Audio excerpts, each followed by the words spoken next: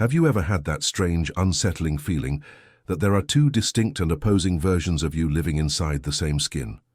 There is the one side that shows up to the world every single day. This is the version of you that gets through the tasks, that smiles when it is expected, that says the right words at the right time, and that keeps everything moving forward. This is your public self, your capable self, the one who performs the role of a competent adult. But then there is the other side, the side that often feels left behind, unheard and unseen. This is the one that carries the silent weight of your doubts, the quiet ache of your sadness, or the persistent nagging whisper in the back of your mind that says, "I don't feel like I'm enough." This profound inattention, this feeling of being at war with yourself, can be utterly exhausting. It can feel like no matter what you do, no matter how much you achieve or how perfectly you perform, some essential part of you remains deeply unsatisfied, unsettled, and fundamentally unfinished. You might find yourself wondering in the quiet moments late at night, why does it feel like I'm divided against myself? Why do I feel constantly pulled in opposite directions, never able to feel truly, peacefully whole? I want you to know that this is not just your private struggle. It is something deeply and fundamentally human. The great Swiss psychiatrist Carl Jung, the man who devoted his entire life to exploring the hidden, mysterious depths of the human mind, once said, "The most terrifying thing is to accept oneself completely." Think about that for a moment. Not to fix yourself, not to improve yourself, not to chase some idealized version of perfection, but to simply and radically accept yourself exactly as you are, with all of your light and all of your shadows. For most of us, that is the single hardest and most courageous task of all. What makes this so incredibly difficult is that many of us were never taught how to hold all the different and often contradictory parts of ourselves. From a very young age, we became masterful detectives of our environment. We learned, with astonishing speed, what behaviors and feelings were praised, and which ones were ignored or even punished. We learned what was safe to show to the world, and what was better to hide away in the secret chambers of our own hearts. Slowly, and without even realizing it, we began the process of building masks. We wore them to fit in, to be accepted, to feel loved, and to keep the machinery of our lives moving. Jung gave this public-facing mask a specific name, the persona. The persona is useful, even necessary in order to navigate the complexities of social life. But over time, as the mask grows thicker and more rigid, we risk losing touch with the rich, authentic, and often messy reality that lies beneath it. The feelings that do not fit the polished image of the persona get pushed down, exiled into the unconscious part of our psyche that Jung famously called the shadow. And here is the painful and unavoidable truth. When we push away parts of ourselves, when we disown them and pretend they don't exist, they do not disappear. They wait. They gather energy in the darkness. They press against the thin edges of our carefully curated daily lives.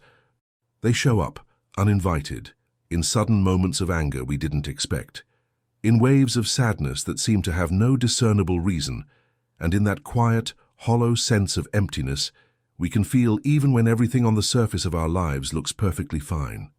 That is the haunting voice of the divided self. That is the soul's way of crying out, of saying, "I want to be whole again." I want you to pause here and really think about this.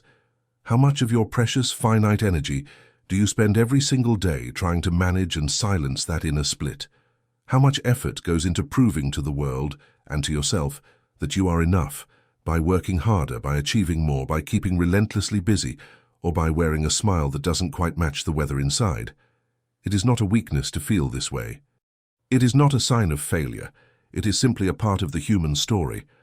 Jung once said, "Wholeness is not achieved by cutting off a portion of one's being, but by integration of the contraries." This is a revolutionary idea. It means that the very things that divide us inside, the very conflicts that cause us so much pain, are also the raw material that can bring us back home to ourselves.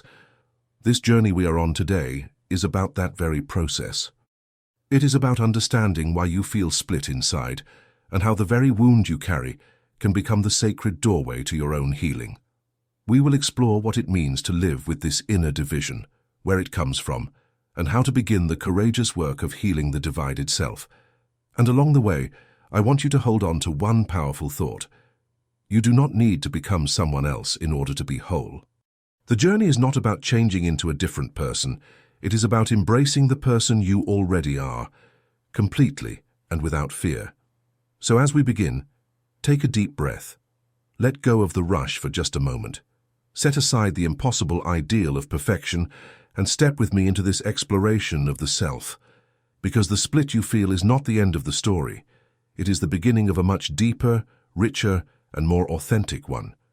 Let's begin by looking closely at what it actually means to feel divided inside.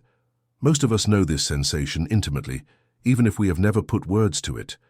It's that quiet but persistent feeling that there is one version of you that people see, the one you present to the world, and another entirely different version of you that remains hidden, locked away in the private theater of your own mind. One side of you shows up to work, to conversations, to social settings. It knows how to smile on command, how to appear composed and in control, how to get things done. This is the side of us that wears what Carl Jung called the persona, the social mask that we put on to face the world. Now, the persona is not inherently fake. It isn't a lie. It is a necessary and often skillful part of being a functioning human being. We all need some kind of social face to help us move through the various demands of everyday life.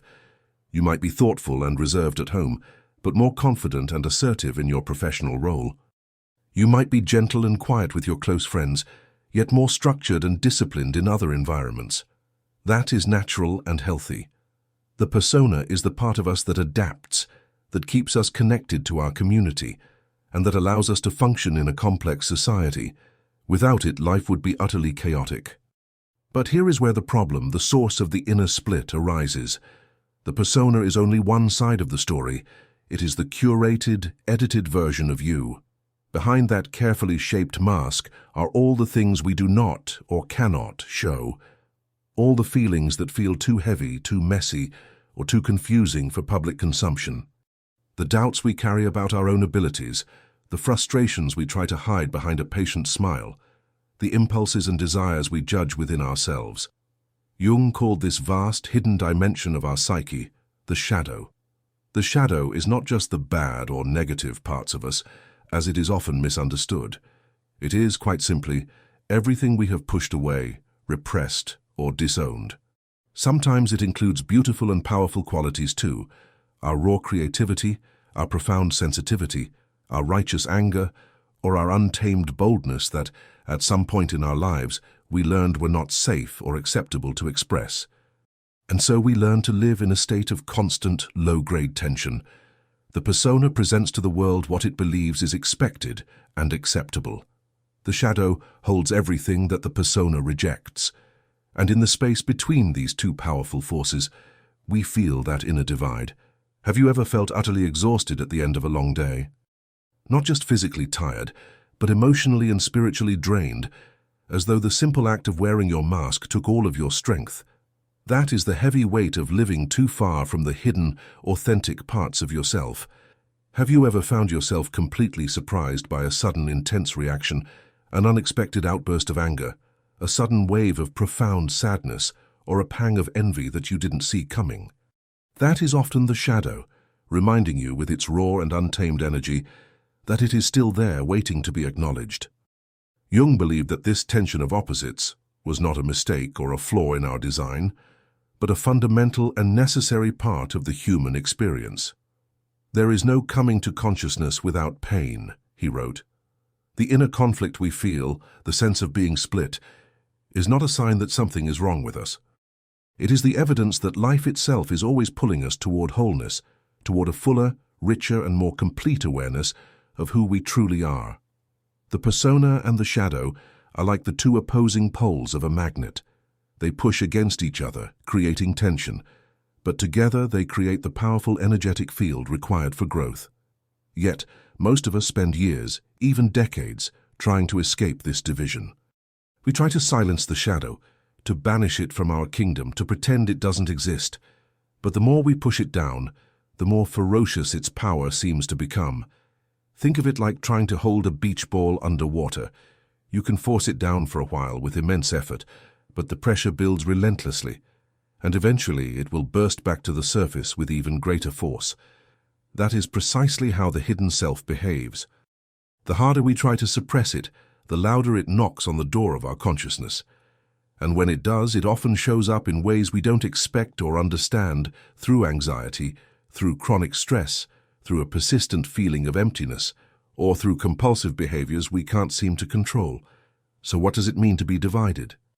It means to live with one foot in the light of the persona and the other in the darkness of the shadow, without realizing that both are essential parts of you. It means to believe you are only the mask, when in truth you are the mask and everything that lies beneath it. It means to see yourself as a collection of broken fragments, when what you really are is a whole waiting to be remembered. Wholeness is not about erasing the shadow and living only in the persona, nor is it about tearing off the persona and living only in a state of raw, unfiltered authenticity. It is about the courageous and lifelong work of holding both together. As Jung famously said, "One does not become enlightened by imagining figures of light, but by making the darkness conscious." Healing begins not when we deny our shadow, but when we bring it into the compassionate light of our own awareness. The divided self is not a flaw. It is the starting point. It is the sacred call from your own soul, inviting you back to the profound and challenging work of integration. Why do so many of us, regardless of our external accomplishments, carry this deep, aching and often secret feeling that we are simply not enough? It doesn't matter how much we do, how much we achieve, or how much we give to others. Somewhere deep inside, there remains a quiet, persistent voice that whispers, "You should be more. You could be better." It is one of the most universal of human experiences, yet it is also one of our most private and silent struggles. When we look back with the wisdom of psychological insight, we can see that much of this feeling begins in the fertile soil of our childhood. From the very start of our lives, we are shaped by the environments we grow up in. We notice with the incredible sensitivity of a child what brings approval and what brings disapproval from the powerful giants in our world. A smile here, a frown there, a kind, encouraging word, or a sharp, critical tone. Our young minds absorb these cues like a sponge, without any filter. If we act in a certain way and receive praise, we learn a powerful lesson. This part of me is good and acceptable. If we express something different, a difficult emotion, a silly idea, a loud burst of joy, and it is met with silence, irritation, or rejection, we learn an equally powerful but far more painful lesson. This part of me is not welcome here. Without even realizing it, we begin the tragic process of dividing ourselves into good parts and bad parts. Over time, this division becomes habitual, an unconscious strategy for survival. We adjust our behavior, we censor our feelings.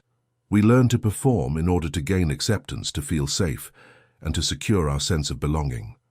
And little by little, our most natural and authentic impulses, our creativity, our boldness, our sensitivity, even our fundamental needs for rest and play, get tucked away into the hidden cellar of the shadow.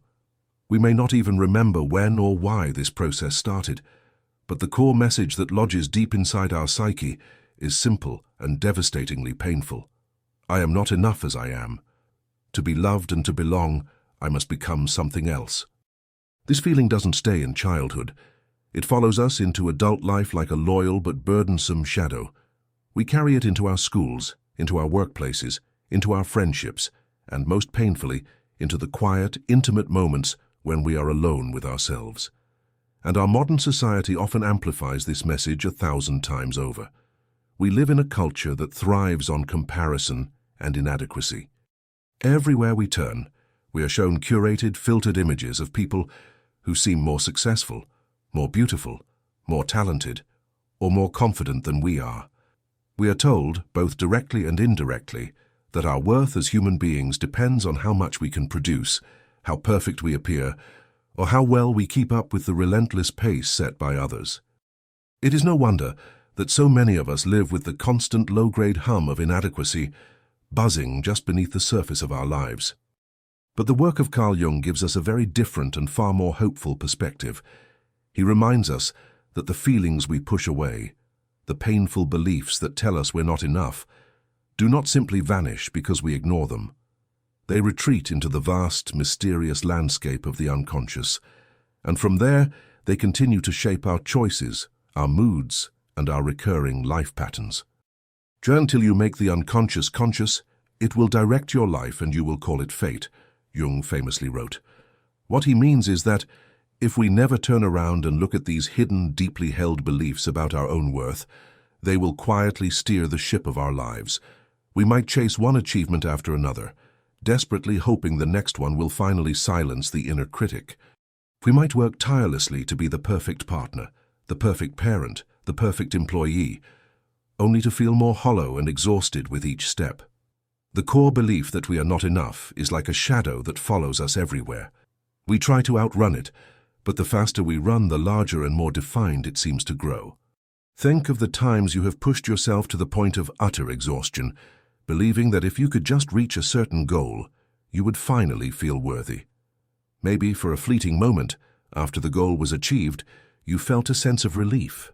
But soon enough, the old familiar voice of inadequacy returned. The achievement fades, but the feeling remains. That's because worth is not something that can be earned through effort or accomplishment. Worth is something inherent. It is something we are born with, not something we must constantly prove. Still, many of us continue this exhausting cycle because it feels safer to keep striving than to stop and face the deeper wound. What if, after all the masks come off, after all the effort and proving, I really aren't enough? That fear can feel unbearable. And yet, Jung's profound work shows us that the wound is not the end of the story. The very place where we feel most broken can become the sacred ground where our healing begins. There is no coming to consciousness without pain, he said. In other words, the deep discomfort we feel when we finally confront our sense of inadequacy is not a sign that we are failing. It is the very signal that profound and lasting growth is finally possible.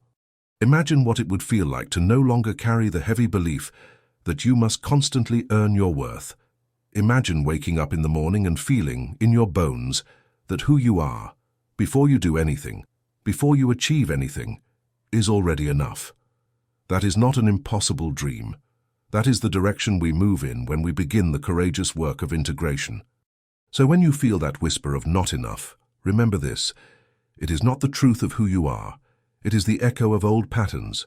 It is the residue of forgotten expectations. It is the weight of cultural messages. And most importantly, it is the shadow, reminding you that there is a hidden part of you, longing to be seen and welcomed home.